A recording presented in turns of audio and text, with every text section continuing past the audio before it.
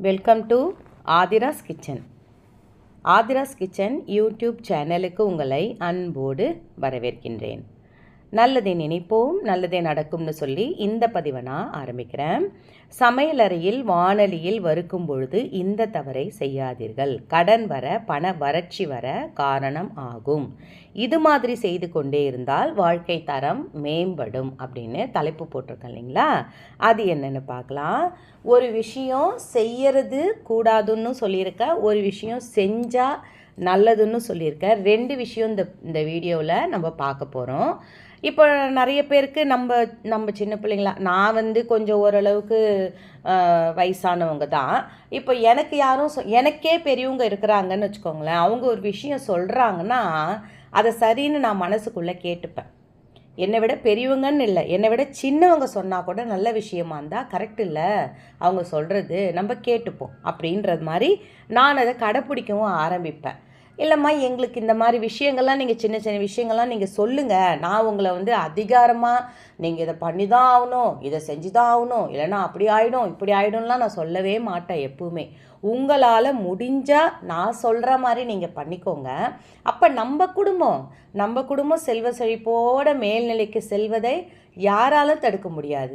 நம்ம செய்கிற ஒரு விஷயம், பெண்கள் வீட்டில் செய்கிற ஒரு விஷயமுமே, உங்கள் வீட்டுக்கு பக்கத்துலேயே ஒரு சின்ன விநாயகர் கோவில் இருக்குன்னு வச்சுக்கோங்களேன். தினந்தோறும் குளிச்சுட்டு, தலை குளிக்கணும்னு கூட அவசியம் இல்லை, குளிச்சுட்டு போய் ஒரு விளக்கு ஏற்றி பாருங்கள். நம்மளுடைய குழந்தைங்களோட படிப்பு என்பது நம்மளுக்கு மீறி அதிகபட்சமாக படிப்பாங்க. ரெண்டாவது ஒரு விஷயம், படிச்சுக்கிட்டு இருக்கும்போதே வேலையும் கிடைச்சிடும். ஏன்னா விநாயக பெருமான் அப்பேற்பட்ட ஒரு கடவுள். அதுவும் அம்மா பேச்சை தட்டாதவர். அதுவும் இப்போல்லாம் அவர் சொல்கிறது என்னென்னா, எங்கள் அம்மா மாதிரி எனக்கு பொண்ணு கிடைக்கட்டும், நான் கல்யாணம் பண்ணிக்கிறேன்னு சொன்னாரே தவிர அதே மாதிரியே இருந்துக்கிட்டு இருக்கார் இல்லைங்களா? அந்த மாதிரி விநாயகர் எப்படி அம்மா பேச்சை தட்டாமல் இருக்கிறாரோ அதே மாதிரி பிள்ளைங்களும் சொல் பேச்சு கேட்பாங்க. அந்த அருகம்புல் இருக்கு இல்லைங்களா, உங்களால் முடிஞ்சிச்சுன்னா அருகம்புல் வாங்கி ஒரு கவரில் கூட வச்சுக்கோங்க. தினம் ரெண்டு புல் எடுத்துகிட்டு போயிட்டு அந்த விநாயகர் பெருமானுக்கு சாத்திட்டு விளக்கு ஏற்றிட்டு வாங்க. இதே நீங்கள் அம்மன் கோவிலில் இருக்கிற விநாயகர் பெருமான்மா, சிவன் கோவிலில் இருக்கிற எந்த விநாயகர் இருந்தாலும் விநாயகர் தான் அவர் இல்லைங்களா? அந்த மாதிரி செய்யுங்க. ஏன்னா குடும்ப செல்வ செழிப்புக்கு, குடும்பம் ஒரு மேல்நிலைக்கு செல்வதற்கு, ஒரு நிம்மதியான ஒரு வாழ்வு வாழறதுக்கு அந்த விநாயகர் பெருமானுக்கு ஒரு விளக்க போட்டு வாங்க. சரிங்களா? அடுத்தது, கிச்சனில் நம்ம பெரியவங்க இருந்தால் வீட்டில் ஏதாவது நொயின்னு சொல்லிக்கிட்டே இருப்பாங்க. யாராவது விளக்கு வச்சு ஏதாவது கேட்டாக்கா கொடுக்காதன்னு வாங்க. இது என்னோடய லைஃப்பில் நான் அனுபவிச்சிருக்கேன். ஏன்னா எங்கள் மாமியார் அப்படி தான், விளக்கு வச்சு யார் எது கேட்டாலும் அவங்க புலம்ப ஆரம்பிச்சிடுவாங்க, ஒரு மாதிரி திட்டுவாங்க, ஒரு மாதிரி என்ன எதுவும் சொல்ல மாட்டாங்க. ஆனால் மனசுக்குள்ளே ஐயோ இப்படி பண்ணுறாங்க பாரு, விளக்கு வச்சிடுச்சு, இந்த மாதிரி வாங்கிட்டு போகிறாங்க பாரு, எப்படி தான் ஆவறது. உண்மைங்க, அது நான் அனுபவிச்சிருக்கேன். அது நான் என்ன பண்ணுவேன், ஃப்ரிட்ஜில் ஒன்றும் இல்லை, விளக்கு வச்சு ஃப்ரிட்ஜில் அவங்க பொருளை வச்சுருப்பாங்க. அவங்க விளக்கு வச்சு கேட்டாலே எங்கள் மாமியாருக்கு பிடிக்காது, திட்டுவாங்க. ஏன் இப்படி விளக்கு வச்சு வாங்குறீங்க, விளக்கு வைக்கிறதுக்கு முன்னாடி வாங்குங்கன்னு. ரொம்ப கஷ்டப்பட்டோம் நாங்கள். அதுக்கப்புறம் பார்த்திங்கன்னா அந்த விளக்கேற்றப்பாடி அவங்களோட பால் தான், அவங்களோட மாவு தான், உப்பு போட்டு வச்ச மாவு தான், இல்லைன்னு சொல்லவே வரல. இந்த ஒரு விஷயங்கள்லாம் பெரியவங்க சொன்னதை நான் அப்போவே ஆமாங்க கரெக்டுங்க அப்படின்னு சொல்லியிருந்தேன்னா ஓரளவுக்கு எங்களுக்கு அந்த கடன் பிரச்சனையெல்லாம் வராமல் இருந்திருக்கும். நிஜமாக இதெல்லாம் உண்மைங்க, பெரியவங்க சொல்கிறது உண்மை. இப்போது நாம் யார் நான் அதெல்லாம் பார்க்குறதே இல்லை, நான் வெள்ளிக்கிழமை பார்க்க மாட்டேன், செவ்வாய்க்கிழமை அந்த மாதிரிலாம் ஒரு நாள்னு நினைக்காதீங்க. அந்த ஒரு விஷயம் மட்டும், வெள்ளிக்கிழமை நம்ம ஏன் உள்ளங்கையை காலில் எழுந்து பார்த்து வணங்குறோம்? உள்ளங்கையில் மகாலட்சுமி வாழறா, உண்மையாலுமே வசிக்கிறா நம்ம உள்ளங்கையில், பெண்களோட உள்ளங்கையில், ஆண்களோட உள்ளங்கையில். அப்போ நம்ம அதை பார்த்து வணங்குறதுனால தான் நம்ம உள்ளங்கையிலேருந்து நம்ம கை தொட்டு அந்த பொருளை யாருக்கும் கொடுக்காதீங்க விளக்கு வச்ச நேரத்தில் அப்படின்னு சொன்னது உண்டு. ஊசி கேட்பாங்க, ரொம்ப எமர்ஜென்சிங்க, ரொம்ப வெளில போகணுங்க, தைக்கணுங்க. கடைசியில் பார்த்திங்கன்னா அவங்க லைஃப் எங்கேயோ போயிருக்கோம், நம்ம அந்த பின்தங்கிய நிலையிலே இருப்போம். ஏன்னா ஊசி கேட்பாங்க, நூல் கேட்பாங்க, இதெல்லாம் ரொம்ப முக்கியமான விஷயம். எள்ளு கேட்பாங்க. ஒரே ஒரு செகண்டுங்க, நான் வாங்க மறந்துட்டால் மாவு ரெடியாக வச்சுருக்குறாங்க அப்படின்னு கேட்பாங்க. நிறைய பேர் செய்கிறாங்க, ஏன்னா செஞ்சால் அவங்க குடும்பம் நல்லா இருக்குன்றதுக்காக செய்கிறாங்க. நல்லா இருக்கட்டும், அதுக்காக அடுத்தவங்க குடும்பத்துட்டேருந்து பிடுங்கி போய் செய்யணும்னு அவசியம் கிடையாது இல்லைங்களா?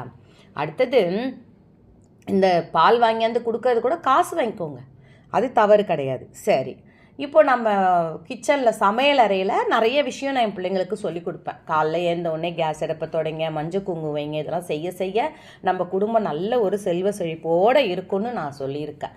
அதே மாதிரி இந்த வெள்ளிக்கிழமையும் செவ்வாய்க்கிழமையும் ரொம்ப கவனமாக சமைக்கணும். முடிஞ்ச அளவுக்கு பாகற்காயை அன்றைக்கி சமைக்கவே சமைக்காதீங்க. செவ்வாய்க்கிழமை வெள்ளிக்கிழமையில் ஓகேங்களா. கீரை வகைகளும் சமைக்காதீங்க. இப்போ நிறைய பேர் முருங்கைக்கீரைமா, அரைக்கீரைமா, முளைக்கீரை எதுவுமே தேவையில்லை. அந்த 2 நாள் மட்டும் இந்த கீரை வகைகளுக்கு ரத்து பண்ணிவிடுங்க. அடுத்த ஒரு விஷயம், வாணலியில் வறுக்கும் பொழுது தான் நான் தலைப்பே வச்சுருக்கிறேன். இப்போ வாணல், நம்ம வீட்டில் வாணல்னா கடாயின்னு சொல்லுவாங்க சில பேர் வந்து நான்ஸ்டிக் தவான்னுவாங்க. அந்த மாதிரி இருக்கவங்களுக்கு வாணல், நாங்களாம் வாணல்னு சொல்லுவோம். அது வந்து அதை வச்சுட்டு நீங்கள் இட்லி பொடிக்கு வறுக்க போகிறீங்க, இல்லை ரசப்பொடிக்கு வறுக்க போகிறீங்க, இல்லை வந்து இதுக்கு பருப்பு பொடிக்கு வறுக்க போகிறோம், ஏதோ ஒரு விஷயம் வறுக்க போகிறோங்க. அது வந்து வெள்ளிக்கிழமை செவ்வாய்க்கிழமையாக இருந்தால் கண்டிப்பாக நான் வறுத்தே ஆகணும் அப்படின்ற ஒரு நிலமை உங்களுக்கு. நான் செஞ்சே ஆகணும், வேறு வழி இல்லை, இன்றைக்கி நான் அதை பண்ணி தான் ரசம் வைக்கணும், இன்றைக்கி நான் அதை பண்ணிடணும், நான் முன்னாடியே செஞ்சுருக்கணும், இல்லை எங்கள் வீட்டுக்காரர் திட்டுவார் அப்படின்ற ஒரு நிலை இருந்தால் மட்டும் அன்றைக்கி நீங்கள் வறுத்து செய்யுங்க. அப்படி இல்லைன்னா மொதல் நாளே நாளைக்கு வெள்ளிக்கிழமை வருது, நம்ம இன்றைக்கே வறுத்து அதை நுணுக்கி வச்சுருவோம் அப்படின்ட்டு ஒரு வேலையை பண்ணிவிடுங்க. அதில் முக்கியமாக நம்ம என்ன பண்ணணும்னா, வெறும் வாணலியில் போட்டு பருப்பை போட்டு வறுட்டுன்னு வரட்டாமல் நெய் விட்டுருங்க. இப்போ நீங்கள் வெள்ளிக்கிழமையில் செய்கிறீங்கன்னு வச்சுக்கோங்களேன், நிச்சயமாக சொல்கிறேங்க, நீங்கள் நெய்யை ஒரு ஸ்பூன் இல்லை 1/4 ஸ்பூன் விட்டால் கூட போதுங்க. குட்டியோண்டு ஒரு ட்ராப்பு அப்படி நெய்யை விட்டுட்டு அது மேலே நீங்கள் கடலப்பருப்பு போடுறீங்களோ, உளுந்தை போடுறீங்களோ, மிளகாயை போடுறீங்களோ, அதை வறுக்கும் பொழுது அந்த நெய்யோடு சேர்ந்ததுனால நம்மளுக்கு பணவறட்சி இருக்காது. அதே மாதிரி வியாழக்கிழமை, வெள்ளிக்கிழமை, செவ்வாய்க்கிழமை சாப்பிடும் பொழுது நான் ஆல்ரெடி உங்களுக்கு சொல்லியிருக்கேன்ல, சாம்பார் சாதம் வீட்டில் வச்சு சாப்பிடுங்க, சாம்பார் வைங்க வீட்டில் அப்படின்னு. அந்த சாம்பார் சாப்பிடும்போது ஒரு அரை குட்டி, ஒரு 1/4 டீஸ்பூனாவது நெய் விட்டு அந்த சாப்பாடை நீங்கள் சாப்பிட்டு பாருங்கள். உங்கள் வீட்டில் ஐஸ்வர்யம் பெருகிறத கண்கூடாக நீங்கள் பார்க்கலாம், கடன் அடையிறத கண்கூடாக பார்க்கலாம். இப்போ நீங்கள் வெறும் வாணலியை வச்சு வறுத்து சில நேரம் தெரியாமல் செஞ்சுட்டேன், இது வரைக்கும் போனால் போகுது. இதுக்கு மேலே நீங்கள் அதை தெரிஞ்சுக்கோங்க, நெய் வச்சுக்கோங்க. எப்பவுமே ஒரு 100 கிராம் நெய் வாங்கிறதுல நம்ம ஒன்றும் பெரிய கடன்காரங்களாக ஆகிட மாட்டோம். நம்ம வீட்டில் நெய் இருக்கிறது ரொம்ப நல்லது. நம்ம பிள்ளைங்களுக்கு தோசையில் நீங்கள் எல்லா தோசையும் ஊற்றலைனா கூட ஒரு தோசையாவது நெய் விட்டு அந்த பிள்ளைங்களுக்கு தோசை ஊற்றி கொடுங்க. அந்த நெய்யெலாம் நம்மளுக்கு சேரும் பொழுது என்ன ஆகும்னா ஐஸ்வர்யம் பெருகும். என்னால் முடியாது, என்கிட்ட காசு இல்லை அப்படி சொல்லவே சொல்லாதீங்க. நெய் என்பது நல்லெண்ணெய், நெய் இதெல்லாம் வீட்டில் கண்டிப்பாக இருக்கணும். இந்த பொருட்கள்லாம் இருந்தால் தான் மகாலட்சுமி வாசம் நித்தம் இருக்கும் நம்ம சமையல் அறையில். நெய் விட்டு தோசை ஊற்றி கொடுங்க. அதே மாதிரி பொங்கல் கொஞ்சம் பண்ணுங்கள், வெண்பொங்கல் பண்ணும்போது நெய் விட்டு பண்ணுங்கள். அதே மாதிரி இந்த வறுக்கிற போது அதே இன்னொரு விஷயம் சொல்லணும். இப்போ 3ஆம் நாள், இப்போ மாதவிடாய் உங்களுக்கு வருது, 3 நாட்கள் முடிஞ்சு போச்சு, நாளைக்கு 4 நாள் வச்சுக்கோங்களேன், ஒரு சொட்டு நெய் வச்சு தலை குளிச்சு பாருங்களேன், எப்பேற்பட்ட தோஷமும் நீங்கிவிடும், எப்பேற்பட்ட அந்த தீட்டும் நீங்கிடும். அப்போ நம்ம 3ஆம் நாளே கூட, குழந்தை பெற்றவங்க 3ஆம் நாளே கூட கொஞ்சோண்டு நெய் வச்சு தலை குளிச்சுட்டு நீங்கள் விளக்கேற்றி பாருங்கள். கண்டிப்பாக நம்ம வீட்டில் நல்லதே நடக்கும், வெற்றி நிச்சயம். நான் சொன்ன மாதிரி இந்த சமையலறையில் நிறைய குறிப்புகள் உங்களுக்கு நான் சொல்கிறேன். நான் முக்கியமாக நீங்கள் நினைக்கலாம் இந்த ஒரே ஒரு டிப்ஸுக்கோசரம் அம்மா இவ்வளோ தூரம் பேசுகிறாங்களேன்னு தப்பாக நினச்சிக்காதீங்க. நிறைய டிப்ஸ் அதில் சொல்லலான்னு தான் நான் பேசுகிறேன். நல்லதே நடக்கும், வெற்றி நிச்சயம். முடிஞ்சால் உங்கள் பிள்ளைங்களுக்கு, உங்களுக்கு தெரிஞ்சவங்களுக்கு, ஃப்ரெண்ட்ஸுங்களுக்கு ஷேர் பண்ணி விடுங்க. நான் இன்னொரு வீடியோவோட, வாழ்க வளத்துடன், நான் இன்னொரு வீடியோவோட உங்களை நான் மீட் பண்ணுறேன்.